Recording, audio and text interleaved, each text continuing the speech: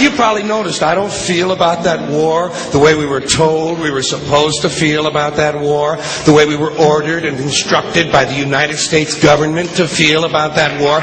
You see, I tell you, my mind doesn't work that way. I got this real moron thing I do. It's called thinking. And I'm not a very good American because I like to form my own opinions.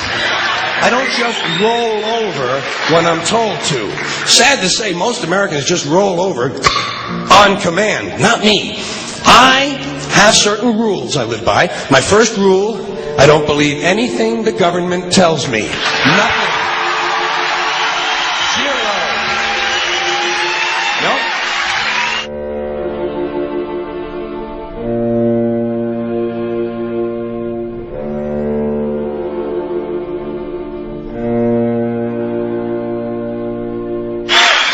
And I don't take very seriously the media or the press in this country, who in the case of the Persian Gulf War were nothing more than unpaid employees of the Department of Defense, and who most of the time function as kind of an unofficial public relations agency for the United States government.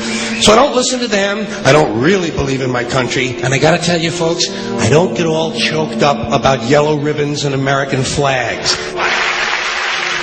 Now, to balance the scale, I'd like to talk about some things that bring us together. Things that point out our similarities instead of our differences. Because that's all you ever hear about in this country is our differences. That's all the media and the politicians are ever talking about, the things that separate us, things that make us different from one another.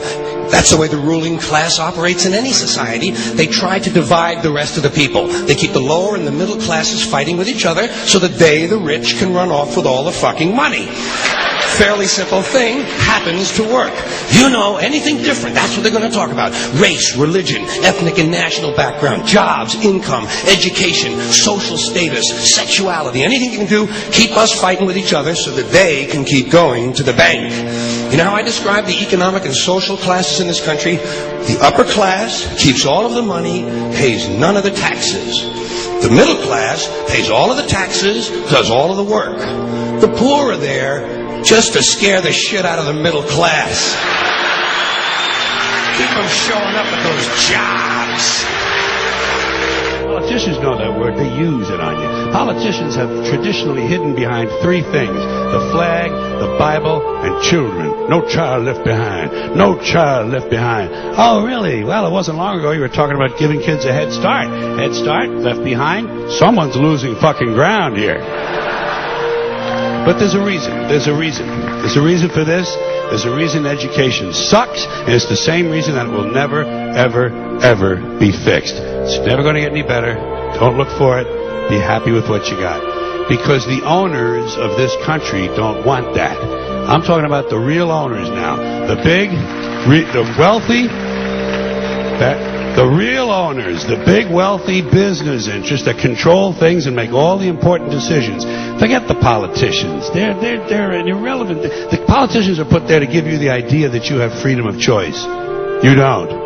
You have no choice. You have owners. They own you. They own everything. They own all the important land. They own and control the corporations. They've long since bought and paid for the Senate, the Congress, the state houses, the city halls. They got the judges in their back pockets, and they own all the big all the big media companies. So they control just about all of the news and information you get to hear. They got you by the balls.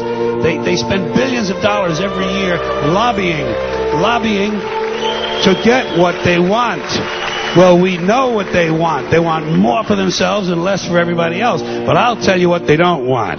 They don't want a population of citizens capable of critical thinking. They don't want well-informed, well-educated people capable of critical thinking. They're not interested in that. That doesn't help them. That's against their interest. That's right. You know something? They don't want people who are smart enough to sit around the kitchen table and figure out how badly they're getting fucked by a system that threw them overboard 30 fucking years ago.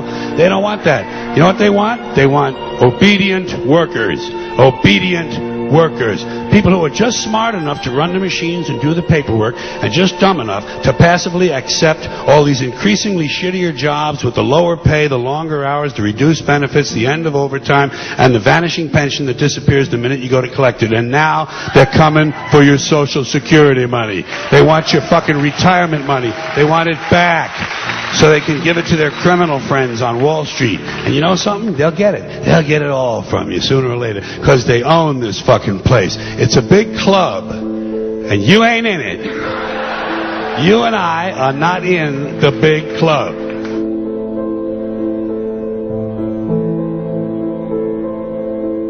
The greatest form of control is where you think you're free when you're being fundamentally manipulated and dictated to. One form of dictatorship is being in a prison cell and you can see the bars and touch them. The other one is sitting in a prison cell but you can't see the bar, you think you're free. What the human race is suffering from is mass hypnosis. We are being hypnotized by people like this. Newsreaders, politicians, teachers, lecturers.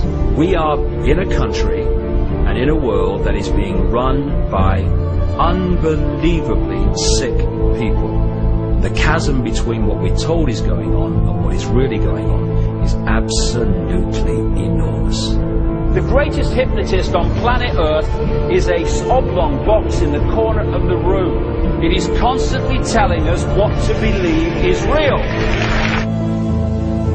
Historically, the control and manipulation of political opinion has been the Freemasons' main weapon in gaining control of countries and states. Once in control of the rulers and politicians of a country, laws and political structures could be changed in accordance with their agenda. However, since restricting the body does not necessarily mean restricting the mind, the Freemason recognizes that their plan for a global government hinges completely on subduing the masses to their agenda, and thus eliminating opposition to their cause. And the greatest threat to their plan, posing more danger than any army or law, is the threat of a free-thinking mind.